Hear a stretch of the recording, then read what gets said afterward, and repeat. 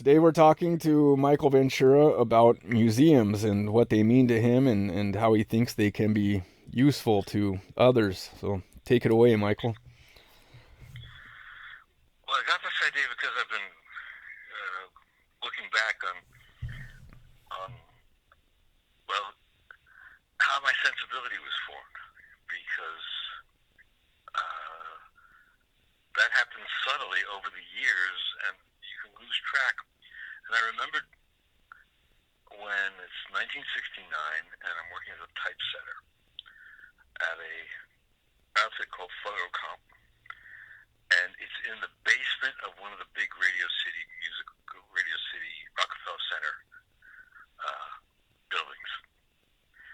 And I was always very aware, typesetting in this smoky basement, they couldn't really hide. They tried to make it look like an office, but it was a basement. And there were about 7 typesetters or so on every shift, and the typesetting machines, the whole profession was going through a big revolution. They weren't using linotype machines anymore, which are very complicated to do. But the machines we had, you'd have a basic typewriter set up, but you'd have many other keys that you'd have to learn very quickly. And the keys were commands to the computer to capitalize, to do this much space, to set the type, and what font it was, what the width was. And you had to learn that keyboard very quickly. So you're basically doing the typewriter keyboard and a larger keyboard on all sides of the typewriter keyboard, above it and onto either side. And you're not typing on a page of any kind, you're typing on perforated tape. Huh. And then they run the perforated tape, which you learn to read. It reminded me of Braille. You learn to read this tape. Yeah. And they run the tape through this computer, which was compared to this phone, a really, really stupid computer. But it took up the size of a wall. It's like in those science fiction movies with everything swimming around. Yeah. It was exactly like that. And and it ran this tape. And at the other side of the process would come a printed page. And I may have referred before to the first thing they had me type, which was actually very smart of them because it made me learn the keyboard the hard way, was a directory of the soft drink industry, the name and address and phone number of every possible company that went into the making of and packaging of soft drinks, sodas. And it's the worst kind of typing you can do. There's absolutely no interest. It's tedious. You have to be very accurate about the numbers because it's basically a telephone book. Remember what those were? Yeah. And that's how I learned the machine. The next thing, and I think I did tell you this, I typeset. The most interesting thing I typeset, I don't actually know if it was next, was the Janus Films catalog. Janus Films had the releasing rights to prints of many art films and many old films. If you were in an art theater, an art movie, a rerun movie theater, if you were getting films for a school or a camp or a conference, you got them from Janus Films. So it was a pretty exhaustive catalog of cinema from the silence up to the 1969 when I was doing it, and it had a summary of the film, the crew, etc., why the film is important, who influenced it. Very, very concise, but about a double-page spread of each film. And it was like film school to me. That was my basic reading in film. It was like film school 101. So all kinds of things. Most of it wasn't that interesting. And above me, and I could never get over this, when you work 3 shifts, there were 3 possible shifts to work: 8 to 4, and then a late shift, and then a later shift. They were doing a lot of work on this stuff, mainly because they were underpricing all the old style print outfits who had equipment that couldn't do it as fast, and it was paying better wages than I'd ever made, about twice what I'd ever made, which was not much, maybe about 120, 130 a week, something like that. I was still giving a lot to my mother,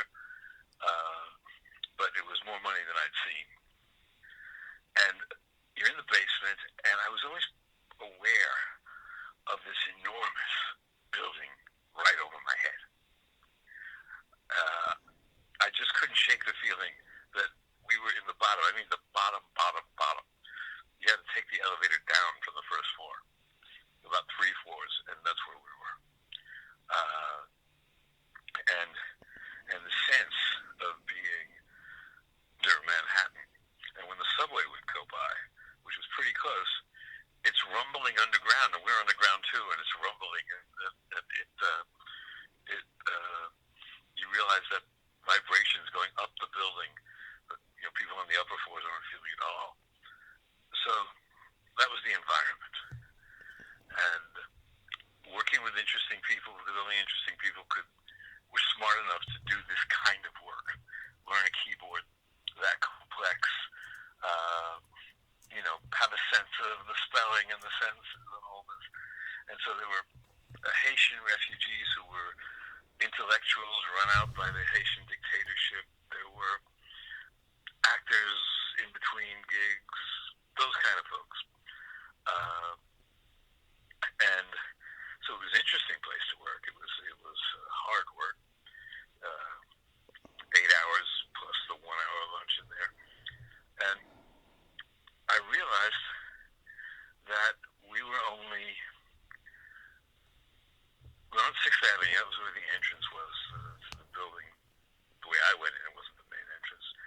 And about 51st Street, or a little below 51st Street, maybe 49th, and 6th Avenue. And that if I just walked up the block, about 4 or 5 blocks, and hung on the right, I'd be at the Museum of Modern Art. And I discovered that a year's membership cost $35. Well, I just looked day before yesterday when I thought of this as a topic, and what $35 equals today. $35, 1969. And one source told me it equals $274, and the other source said 280 something. So it was about a third of my pay.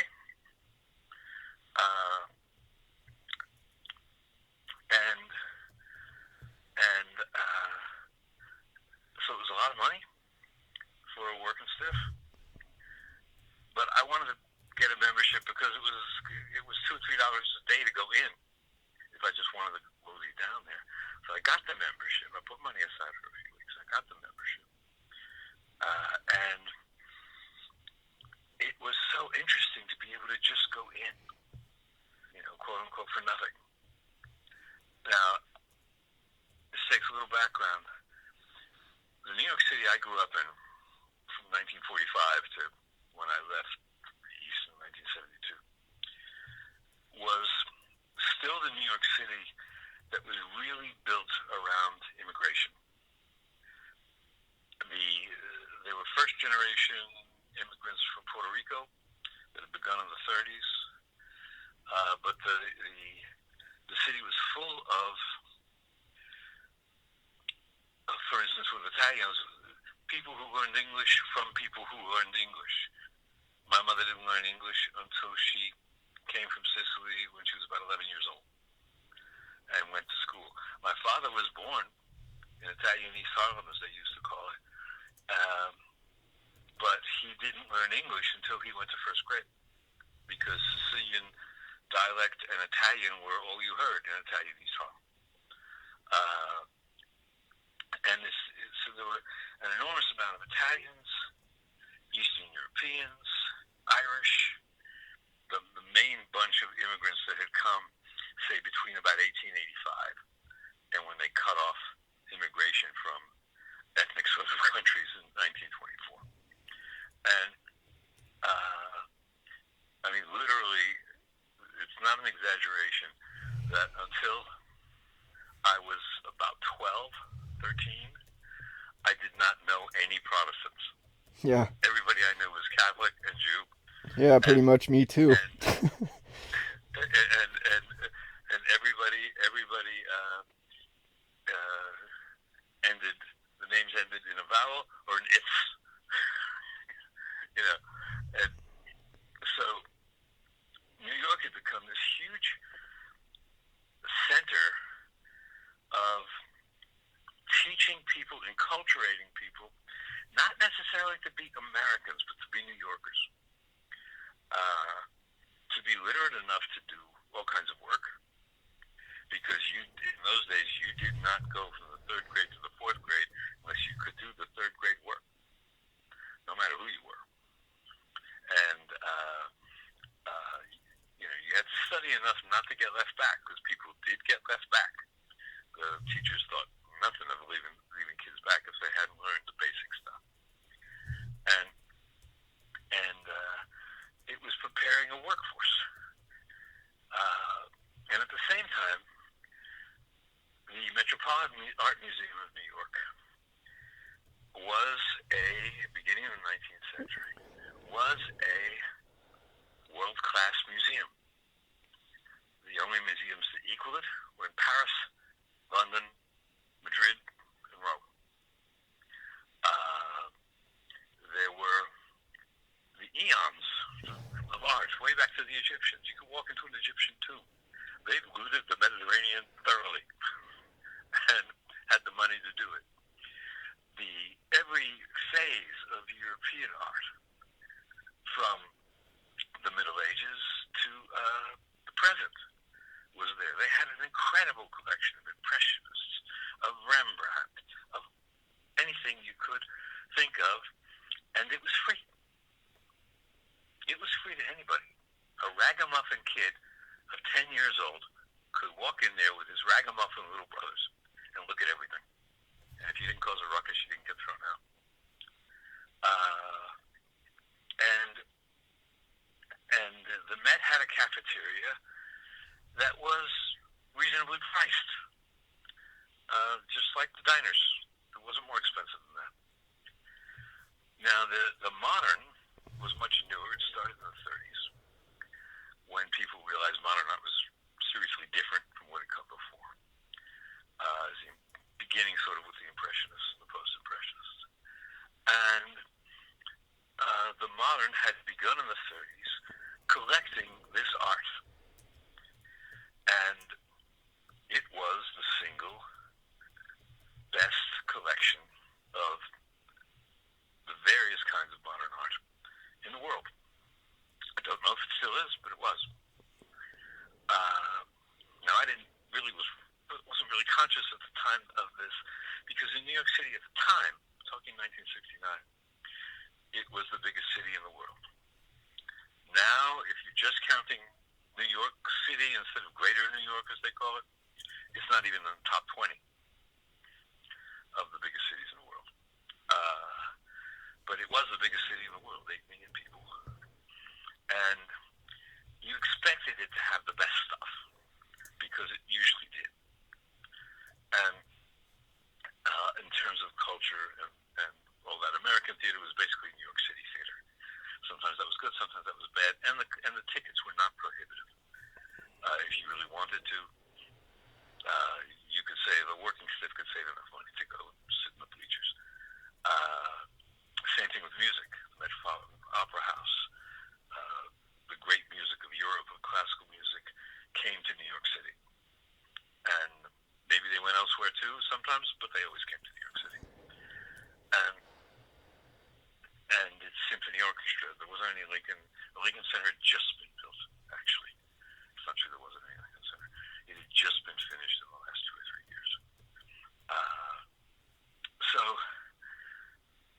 I got a membership to the Modern Art.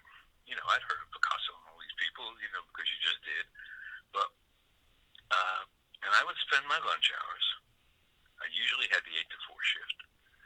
And I would spend my lunch hours and then often go again after lunch, after I got off work, especially on Thursdays when the museum was open at night. And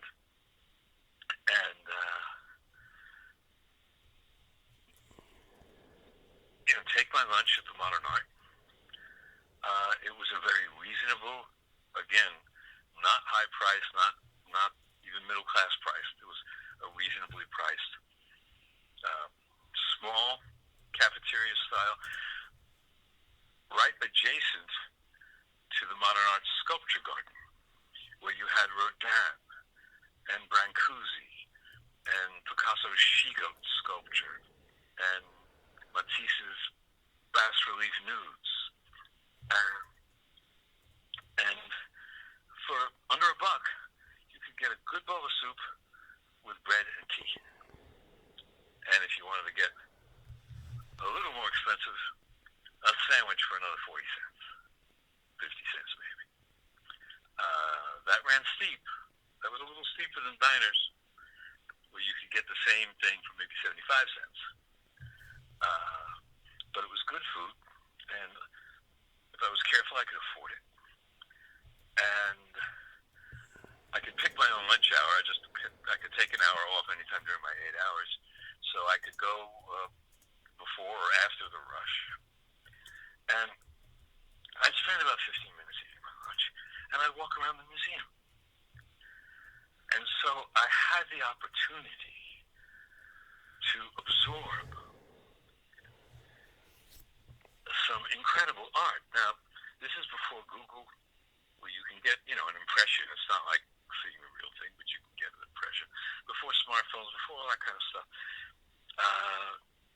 Before chain bookstores. Every bookstore was its own bookstore, with its own selection. So here was this art that spanned the period 1969 back through about 1880. It wasn't a huge museum. It's gotten a lot bigger. And I was very surprised because my mother was, of course, educated and knew about art and opera and all sorts of things like that. But there I was standing in front of Van Gogh's Starry Night. And you kind of couldn't believe it. And standing close, right around the sphere that the painter would have been standing to do it. And right away I noticed two things. One thing was, it's framed behind glass. So depending on where you're standing, you're also seeing your reflection and the reflection of other people, which at first I found really distracting. But then I got used to it, and I'd stand there for like 10, 15 minutes, and I realized most people didn't do that. Most people looked for a little bit and then moved on. Yeah.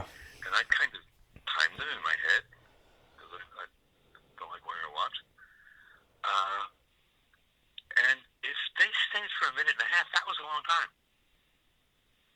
And other people are passing by. You're seeing all this in the reflection in the windows, in the paint, over the painting in the frame.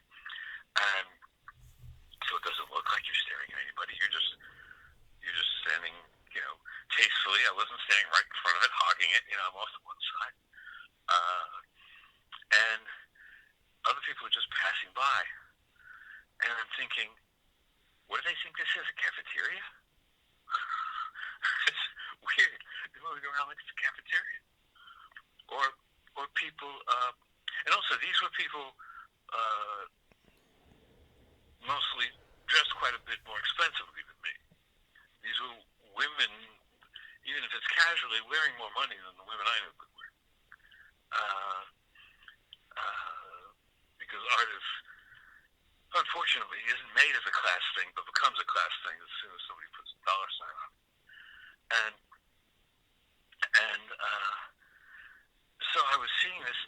dichotomy of here was this museum that if a working stiff was interested, could afford to be the member. If you save for a month, you put aside $35, i.e., $280, that you didn't absolutely need. Do it once a year, then be a member. So it was a special place, although a public place, and yet the people going to it, most of them didn't really notice, which surprised me. I hadn't looked at museums that closely before. I've been to them because my mother took me to them from the time I was a kid. But in terms of art museums, no. The Natural History Museum I was inside and out of all my life in New York, from when I was little onward. And it grabbed my attention in a much more direct way. But you got to go to art to get it. And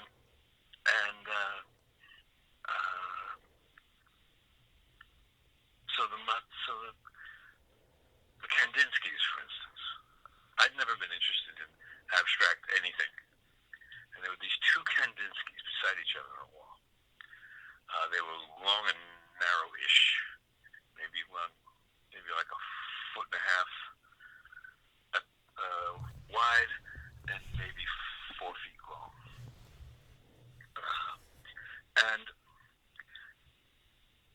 because I could stand there for like 15 minutes at a time, I started seeing, there is something different going on here. It's not just colors splattered on a wall, on a canvas, any old way. There's a whole thing going on here, and it got kind of hypnotic with me. I feel like I left some of myself in those paintings. And Matisse's, in French, is Le Danseur, dance number 1, made as a study for a more elaborate dance number 2 that a Russian commissioned. But dance number 1 really is the famous painting that we know about. And you stand in front of it for a while and you're looking at something you realize not just universal to human beings, because dance was probably, along with drumming, the first art before people had language, when people, our hominid ancestors, and what they would be expressing. And these people, it's a circle dance. They're nude, but in almost cartoon fashion.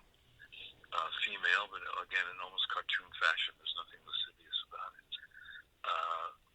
And the colors are bright. Yellow and green and blue, but within that brightness, there are all kinds of shades. And you're seeing something universal. You realize slowly, if you're me and you're 23, going on 24, that something important's going on here. This movement is the whole universe.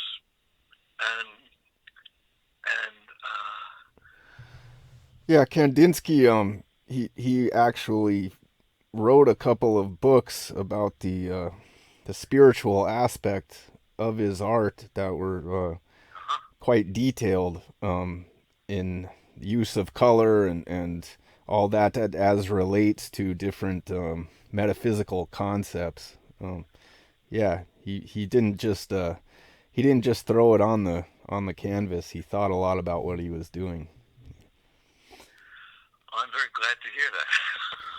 It looks like he does just throw it on the canvas, and yes, when you just look at it right. first, you have to look at it for a while and realize, oh no, he's not. This is really, he's got everything exactly where he wants it. Yeah. And yet so free. The sense of inner freedom. Yeah. In his paintings is just joyful. So I left the East and realized, and I don't want to sound too elitist or too, New Yorker. Everything is in New York. I don't mean that. But once museum became a thing, the concept of museum, which seems to be around when the London Museum started and the Royal Academy of Arts and Sciences started, which would be in the 1600s for the Royal Academy. The museum's going to come out of that. And also the museums of natural history, when basically, and the art museums did this too, the countries with the money, which at the time were England and U.S.A., just bought up a lot of stuff all over the Mediterranean, all over China, all over Northern Africa. So you saw the world in the museum. And then this was true, Boston's wasn't as big, but was as good in what it had, this amazing Gauguin. And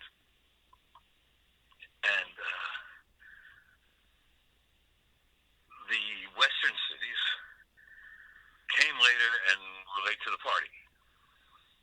But also, not just what they relate to the party. Chicago's is okay.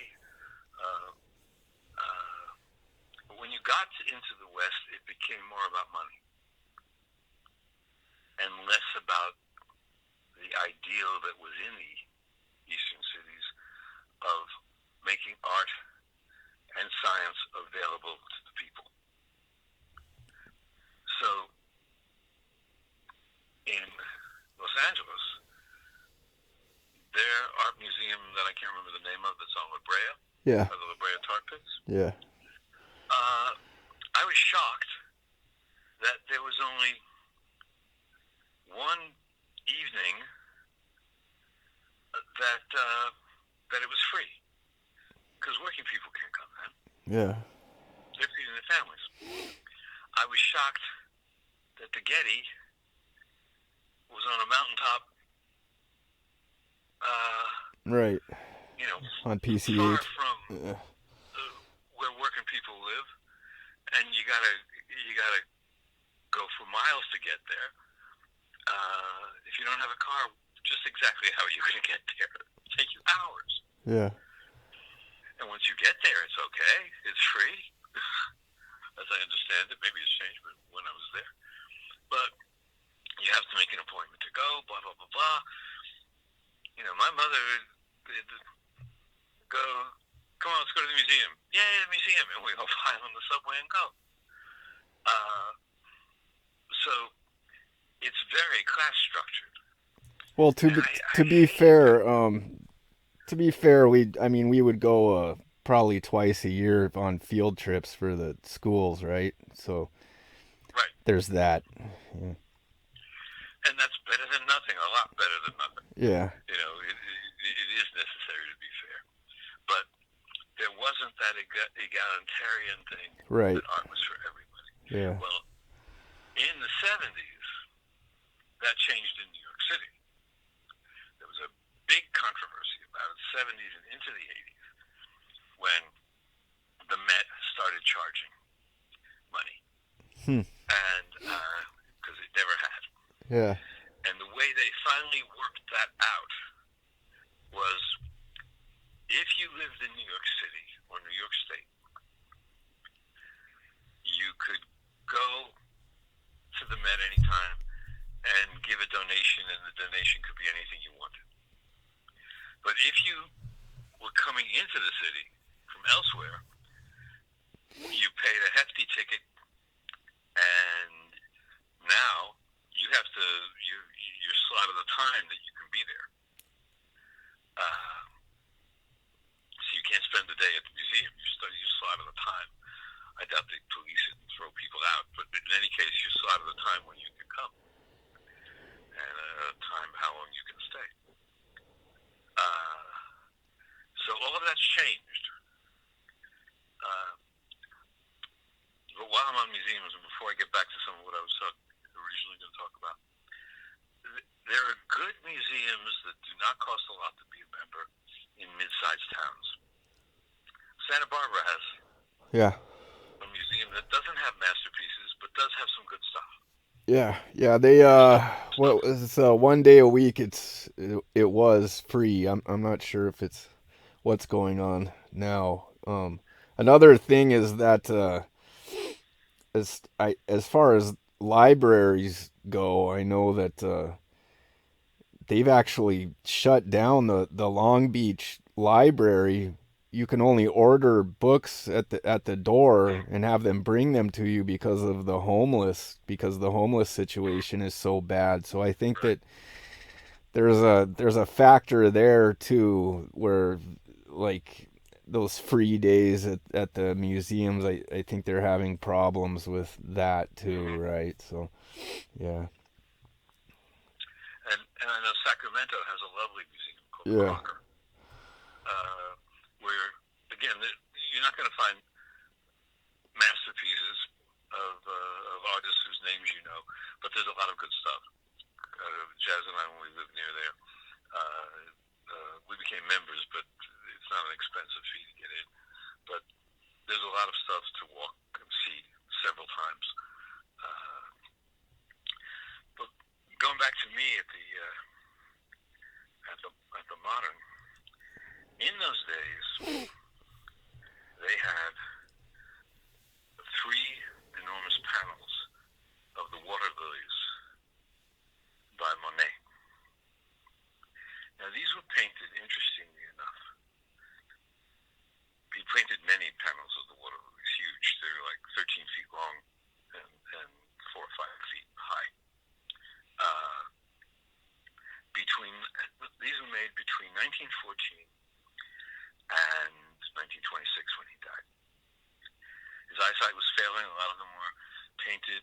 He fastened the brush to the end of like a pool cue and paint there because he didn't have that close up sight anymore. You wouldn't know it except if you hadn't read the handbook kind of thing. Uh, and and part of what interests me about them is from 1914 to 1918, as you know, on French soil mostly, World War I was fought. These were battles where 250,000 people got killed in the space of 10 days. Uh, these were, on all sides, generals who just didn't understand that their techniques did not work with mechanized warfare. Machine guns, mobile cannon, uh, longer range cannon, tanks. They just kept doing those other cavalry and infantry charges from the Civil War, when even then it didn't work against faster loading rifles. Uh, so for France it was a disaster. They had nothing left to fight with in World War II, and and uh,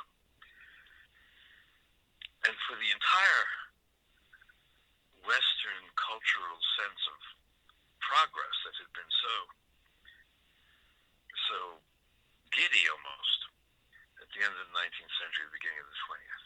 Because look at all the things that were being invented, and look at all the things that were happening that had never happened before.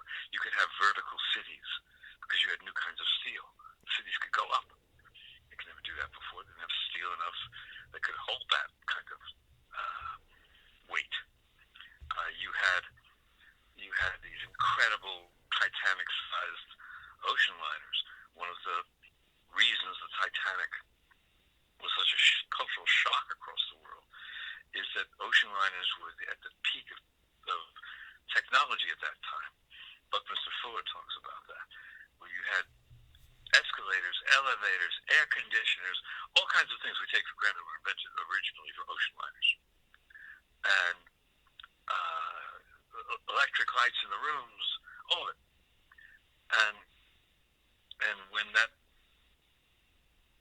Titanic went down, here was the best piece of technology humanity had ever wrought. And there it went. It hit an iceberg and there it went. It was a cultural shock. You had wireless. You had all the stuff, the makings of the 20th century, the building blocks of the 20th century, all coming into being between the 1880s and 1914. And not to mention the theory of relativity and the discovery of radio. And and you had this enormous cultural disaster of that war. And you can read all the books you want and still scratch your head why that war ever happened. And on France's soil, on France's own soil, France had over 100,000 troops missing in action. The fighting had been so fierce that there was no way to identify over 100,000 of their dead and even find the bodies. And yet, and there was a big, as I say, cultural shock. So many of the writers and artists who survived that war were shocked into a kind of not despair but grimness, out of which comes noir and all kinds of Hemingway, the tone of Hemingway, the tone of that kind of thing. And yet, here you have Monet, who has experienced these things, lived through them. Anybody in France knew many people who died in them. And here he was making this enormous, both on the canvas and spiritually, statement of life in these water lilies paintings, because they are so alive. Now, they're very still. You're not painting motion. You're painting the surface of a pond as though seen from above. It's a strange perspective. You're seeing it. Remember, he wasn't used to being able to see things from above. The aerial shot had just been invented, actually. He probably had not seen it. But seen from above and a bit to the side. And it is a world of color and the sense of aliveness and a sense of things living there. And you're watching a place of things living, a nurturing place, a quiet place, a meditative place. And the way it was arranged at that time, and this has never been since because they keep on redoing that museum, was you couldn't just kind of walk around and find it. It had a little hallway of its own. And then there was a door without a doorway without a door, and a curtain kind of. And one wall was a darkly tinted glass that overlooked the sculpture garden below. It was on the next floor. And the other three walls were partitioned so that one long canvas was on one, another on the next wall, and another on kind of a triptych wall setup. Obviously artificial walls, but a triptych kind of room. And there was a long cushioned bench without a back. So you had to sort of design so you're not going to sit for all that long unless you have a very strong back. And usually, my discovery was, there was nobody there because it was so out of the way. Unless you were looking at a guidebook and you were looking for it, I didn't find it right off. You had to wander around or be asking for that specifically. So sometimes I'd have that room. I called it a chapel. It was very like a chapel. All to myself. For like 10 minutes at a time, 15 minutes. I'd take my notebooks because I was always writing. I'd take my notebooks there and just sit and work on poems that thank God I lost, but intense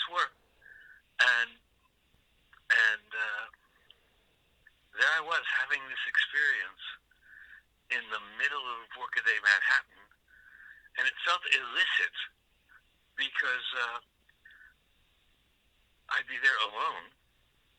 Sometimes really 10, 15 minutes at a time I could be there alone. And sometimes, because I get kind of crazy on this, I'd get up and dance. I'd be there all alone, get up and dance. Nobody ever walked in on me. Cross my heart and spit, I'm telling you the truth. Nobody ever walked in on me when I was doing that. People walked in and out when I was writing. But I just get up and go,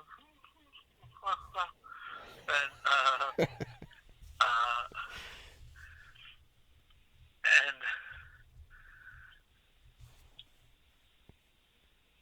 that these nooks and crannies of behavior exist is basically all I wanted to, the big point I wanted to make with this strange little presentation. That these nooks and crannies of behavior exist. Yeah. This was 1969. At the time, because Francisco Franco was still the dictator of Spain. It's 30 years after the Spanish Civil War, and he's still the dictator of Spain. And Picasso's great mural, Guernica, is at the Modern Art. That's where a lot of people would go to see. And it is a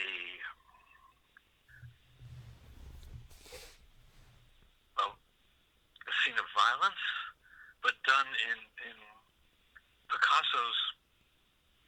with Picasso's eye, so that you're seeing not a depiction voyeuristic of violence. You're seeing the feeling of violence. When violence means you have a civilian city of no strategic value that German Stukas are bombing because they can. And it's the first serious aerial bombardment of a city in the history of European war. Now, the United States was the first to do that kind of thing in Nicaragua when they were trying to successfully stem a revolution in the 30s. But nothing to the extent, and there were no newsreels around when the Americans were doing it. But here you had this depiction of horror, of atrocity, the intentional killing of civilians in when they couldn't possibly fight back. And at the same time, if you're looking at this in 1969, and you're halfway awake, because there are 3 basic news channels. They come on at 6 or 6:30 at night, and everybody's watching one of them, ABC, NBC, and CBS. And they all have correspondents in Vietnam, and there's no censorship on what can be shot. No content censorship. There was some strategic censorship, which is understandable. There was no content censorship.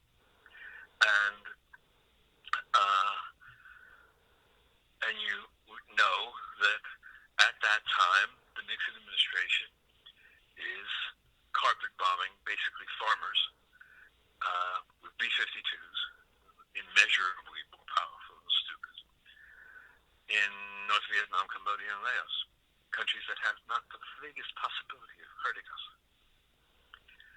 And so you're seeing, you go to the Modern Art and you're seeing Picasso's Guernica, and you're seeing, we're doing that right now. That's what's going on. If you're halfway aware. And then to go to the Monet room, or to stand in front of the Starry Night, or the Kandinsky's, or Le Dantoun, and to see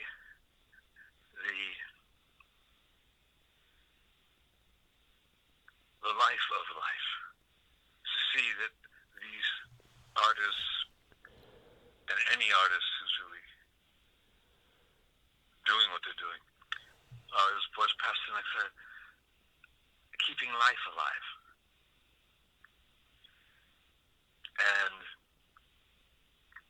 and that was there in that museum for a working stiff. I was not a special person. I was a working stiff. I don't know if the country affords that anymore anywhere. I know that if you search it out, it's there in various forms. But I came upon it by accident. And I realized, as I was thinking about my life and I was thinking about our sessions here, actually, that's a story. It doesn't have a beginning, a middle, or end, but it is a story.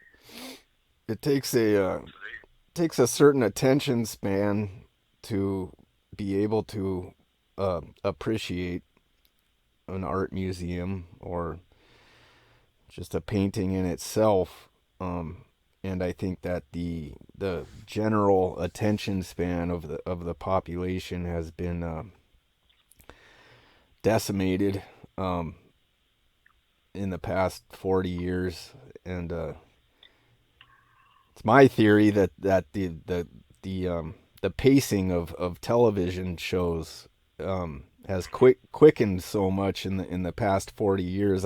When I was a kid, I noticed it with cartoons that the cartoons that I watched in the 70s on Saturday morning were very they weren't slow, but they definitely weren't the cartoons that we got in the 1980s, where it was, I mean, the scene would change literally every second and a half, right?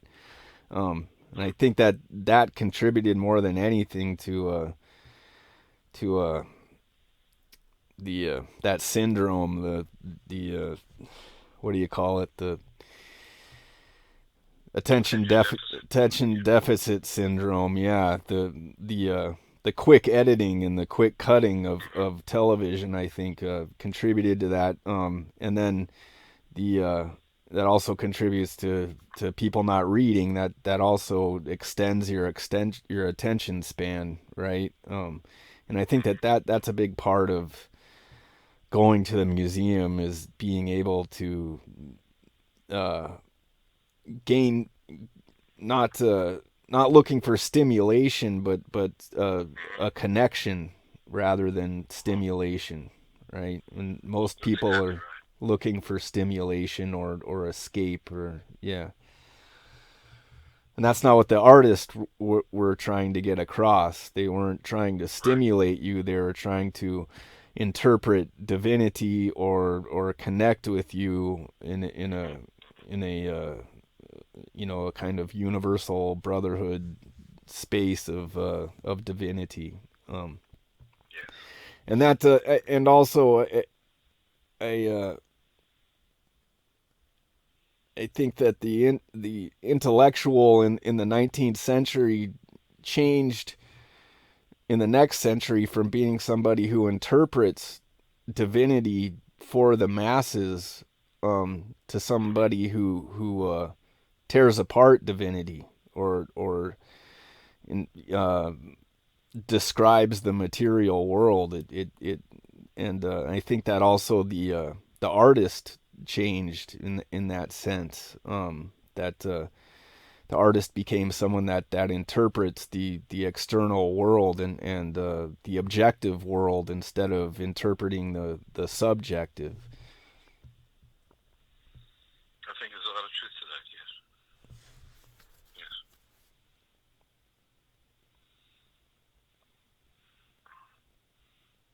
Yes. I've always tried to be another kind of artist, and I didn't put it in the terms you just put it in, but yes, they fit. Those terms fit. Is that where you wanted to stop, or? Yeah, I think so. I Okay, think so. good. Yeah, that was good. All right.